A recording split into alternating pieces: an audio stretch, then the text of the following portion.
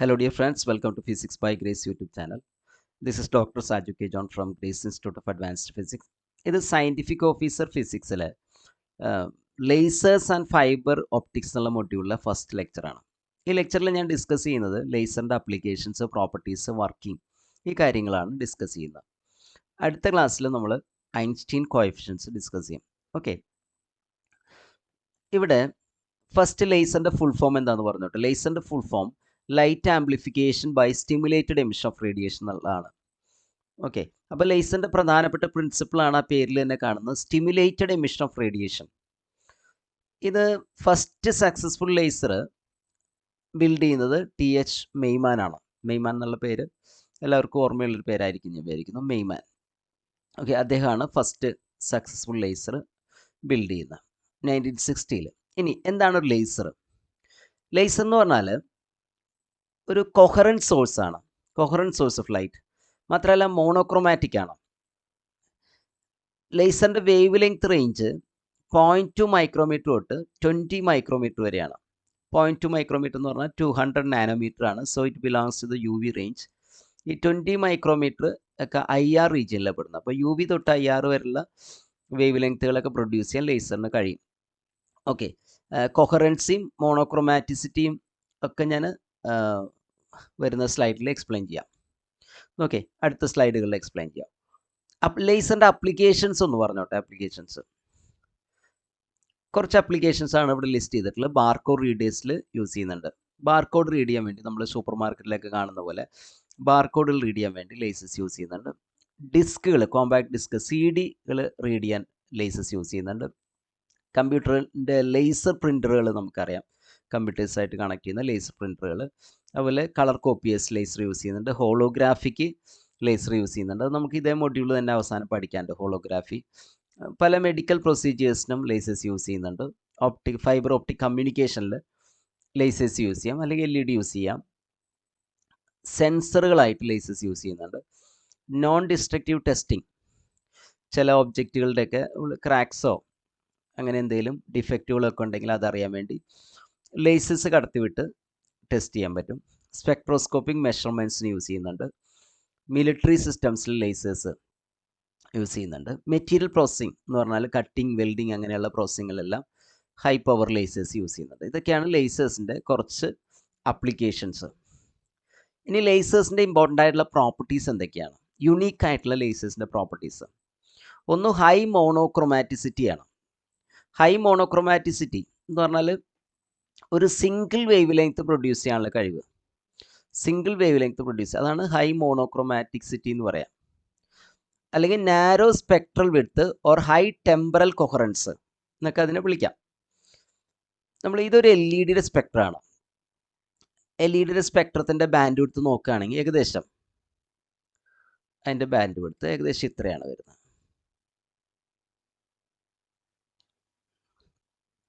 നിങ്ങൾക്ക് അത് നോക്കി കഴിഞ്ഞാൽ വാല്യൂസ് 500, 550 ഇടയ്ക്ക് ഏകദേശം ഒരു 30 നാനോമീറ്റർ അല്ലെങ്കിൽ 20 നാനോമീറ്റർ ഒക്കെ വരുന്നുണ്ട്.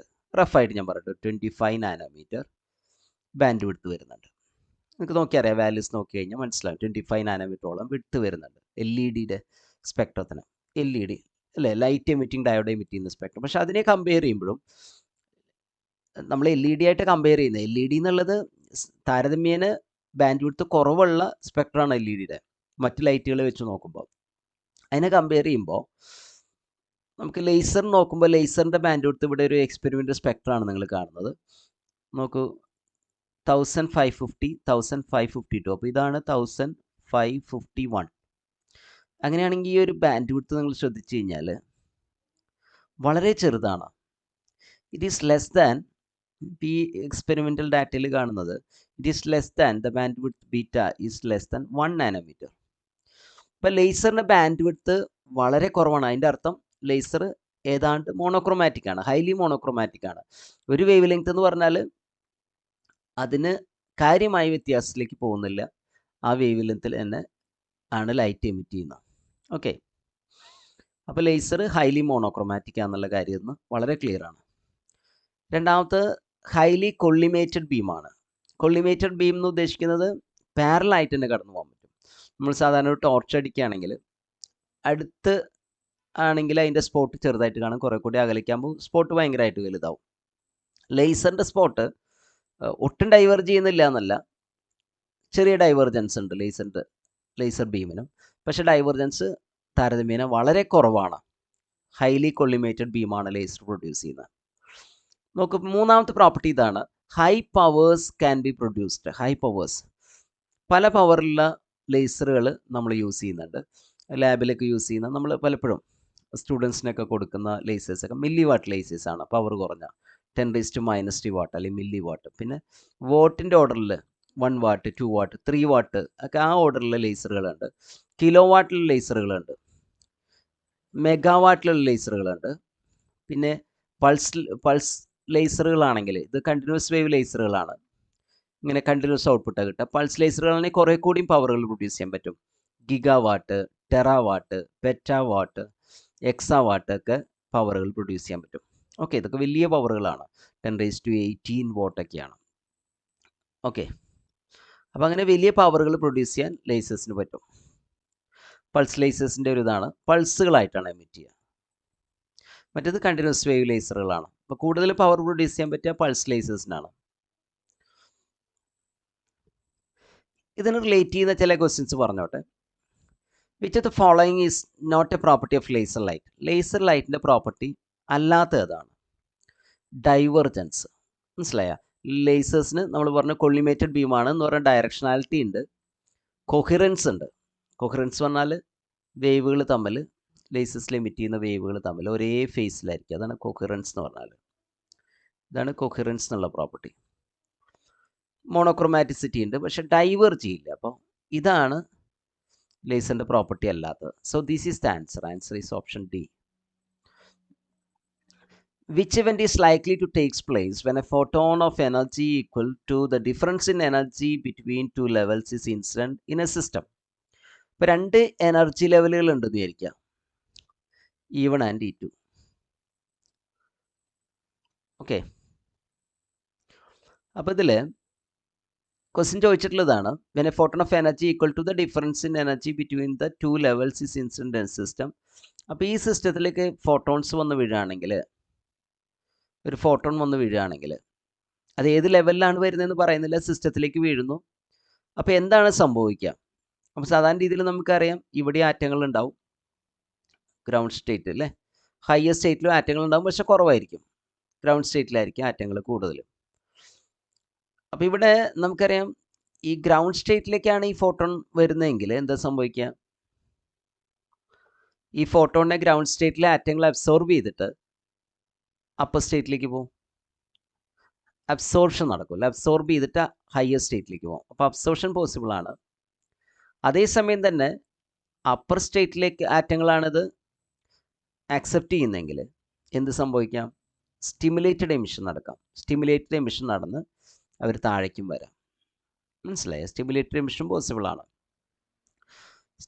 അവിടെ ഒരു കാര്യം ശ്രദ്ധിക്കേണ്ടത് വെച്ചാൽ, ആ ഫോട്ടോണിൻ്റെ energy equal to the difference in energy between the two levels, എന്നാൽ മാത്രമേ സ്റ്റിമുലേറ്റഡ് എമിഷൻ നടക്കുള്ളൂ.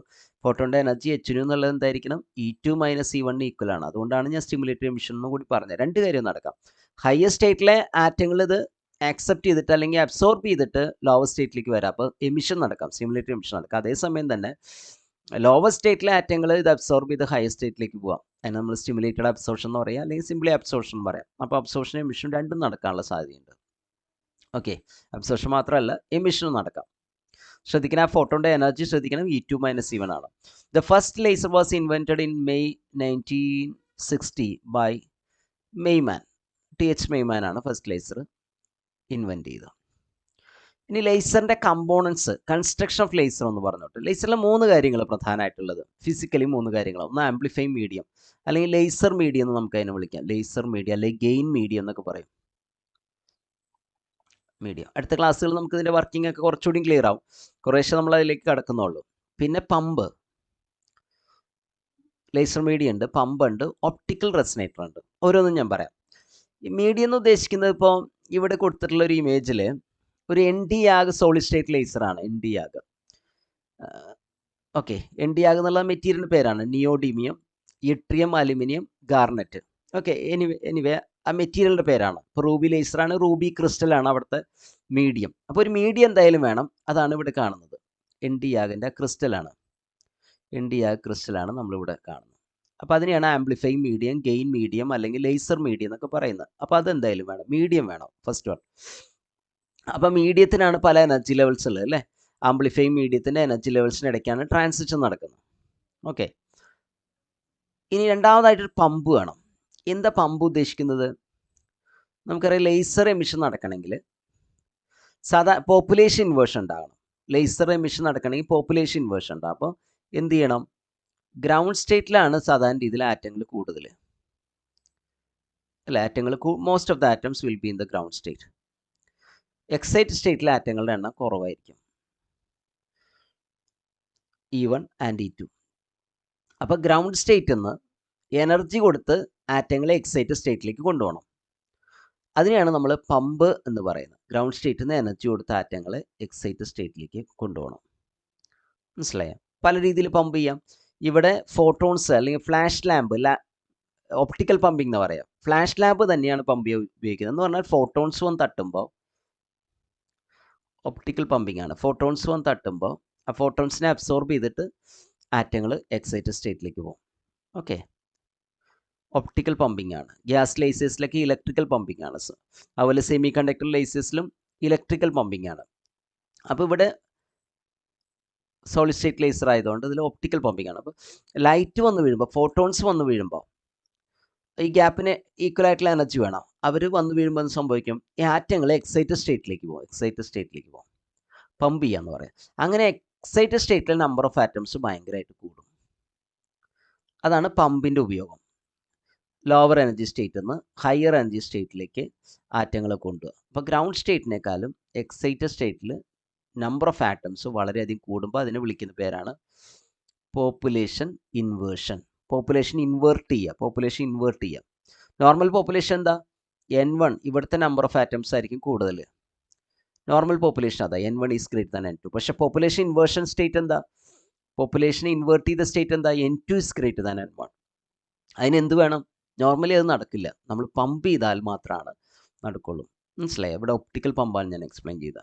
ഓക്കെ, ഇവിടെ ഫ്ലാഷ് ലാമ്പാണ്. Nd:YAG ലേസിൽ ഒപ്റ്റിക്കൽ പമ്പാണ്. ഒപ്റ്റിക്കൽ പമ്പിംഗ് ആണ് നടക്കുന്നത്. അപ്പോൾ പമ്പ് എന്താണെന്ന് മനസ്സിലായി. ഇനി ഒപ്റ്റിക്കൽ റെസണേറ്റർ. റെസണേറ്റർ എന്താണെന്ന് വെച്ചാൽ ഇതിൻ്റെ ഉള്ളിൽ വരുന്ന ഫോട്ടോൺസിനെ ഇതിൻ്റെ ഉള്ളിൽ തന്നെ നിർത്താൻ വേണ്ടി നമ്മൾ യൂസ് ചെയ്യുന്ന രണ്ട് മിററുകളുണ്ട്.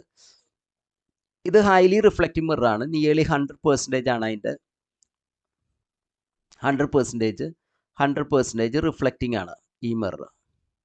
Back mirror. ഈ ഫ്രണ്ട് മിറർ എന്നുള്ളത്, ഫ്രണ്ട് മിറർ എന്ന് പറഞ്ഞാൽ ഇതിനെയാണ് ലേസർ ഔട്ട്പുട്ട് വരുന്നത്. അത് 100% റിഫ്ലക്റ്റിംഗ് അല്ല, 95%ഓളം റിഫ്ലക്റ്റിംഗ് ആയിരിക്കും. ഏകദേശം 95%ഓളം റിഫ്ലക്റ്റിംഗ് ആയിരിക്കും. ഈ 100% റിഫ്ലക്റ്റിംഗ് എന്ന് പറഞ്ഞാൽ മിറേഴ്സിന് അങ്ങനെ 100% എക്സാക്ട്ലി റിഫ്ലക്റ്റ് ചെയ്യാൻ ചിലപ്പോൾ പറ്റണമെന്നില്ല. മനസ്സിലായി? അപ്പം 99.7 അങ്ങനെ ചെറിയ വ്യത്യാസങ്ങൾ വരാം. ഞാൻ തിയററ്റിക്കലി അങ്ങനെ പറഞ്ഞോട്ടെ. 100%. ഇതൊരു പാർഷ്യലി റിഫ്ലക്റ്റീവ് മിററാണ്. അതിൻ്റെ പെർസെൻറ്റേജ് കുറവാണ്, 95%. അപ്പോൾ ആ 5% ആണ് പുറത്തേക്ക് ഔട്ട്പുട്ടായിട്ട് വരുന്നത്. 5% ആണ് പുറത്തേക്ക് ഔട്ട്പുട്ടായിട്ട് വരുന്നത്. അപ്പോൾ ഇവിടെ ഈ ഫോട്ടോൺസിനെ ഇതിൻ്റെ ഉള്ളിൽ തന്നെ അങ്ങോട്ടും ഇങ്ങോട്ടും റിഫ്ലക്റ്റ് ചെയ്ത് നിർത്താൻ വേണ്ടിയാണ് ഈ റെസണേറ്റേഴ്സ് യൂസ് ചെയ്യുക. നമ്മൾ ഇതിനിടയ്ക്കുള്ള സ്പേസിനെ ക്യാവിറ്റി എന്നാണ് പറയുക. Cavity, laser cavity. മനസ്സിലായി? റെസണേറ്ററുകൾക്ക് ഇടയ്ക്കുള്ള സ്പേസ് നമ്മൾ ലേസർ ക്യാവിറ്റിയിൽ തന്നെ ഫോട്ടോൺസിനെ റിഫ്ലക്റ്റ് ചെയ്ത് നിർത്താൻ വേണ്ടിയാണ്. മനസ്സിലായോ? ഏത് യൂസ് ചെയ്യുന്നത്? നമ്മൾ റെസണേറ്റേഴ്സ് യൂസ് ചെയ്യുന്നത്. ഓക്കെ, മിററുകൾ യൂസ് ചെയ്യുന്നത്. അത് ശ്രദ്ധിക്കുക. അപ്പോൾ ഈ 3 കാര്യങ്ങളാണ് പ്രധാനമായിട്ട് ലേസേഴ്സിലുള്ളത്. ഓക്കെ, ബാക്കി കൂടുതൽ ഡീറ്റെയിൽസൊക്കെ നമ്മൾ ഓരോ ഇൻഡിവിജ്വൽ ലേസർ പറയുമ്പോൾ എക്സ്പ്ലെയിൻ ചെയ്യാം. ഓക്കെ, അപ്പോൾ ഈ കാര്യങ്ങളാണ് ഇതിൽ എഴുതിയിട്ടുള്ളതാണ്. Population, laser medium, pump, optical resonators. 3 കാര്യങ്ങളാണ് ലേസറിൻ്റെ കൺസ്ട്രക്ഷനിൽ വരുന്ന കാര്യങ്ങൾ. ഓക്കെ, ബാക്കി കാര്യങ്ങൾ ഞാൻ വേറൊരു വീഡിയോ ആയിട്ട് അപ്ലോഡ് ചെയ്യാം. ഐൻസ്റ്റീൻ കോഎഫിഷ്യൻസ് ലെങ്തി ആയിട്ടുള്ള ഇതാണ്. അത്ര ലെങ്തി അല്ല. ഐൻസ്റ്റീൻ കോഎഫിഷ്യൻസ് എന്താണ്? അതൊന്ന് കുറേ ക്വസ്റ്റ്യൻസ് ഒക്കെ ചോദിക്കാവുന്ന ഒരു ഭാഗമാണ്. വളരെ ഇമ്പോർട്ടൻ്റ് ആയിട്ടുള്ള ഭാഗമാണ്. അത് ഞാൻ വേറൊരു വീഡിയോ ആയിട്ട് അപ്ലോഡ് ചെയ്യാം. Thank you.